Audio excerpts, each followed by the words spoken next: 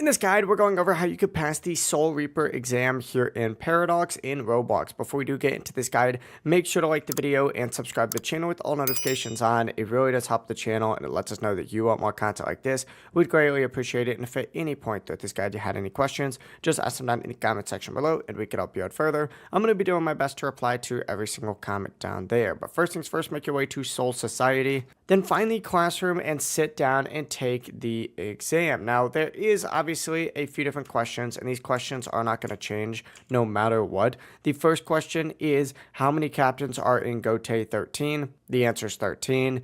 The next question is, what is the first evolution of Zanpukatu? The answer is Shikai. Then you have, what is a Zanjetsu? This is a Zanpakuto spirit.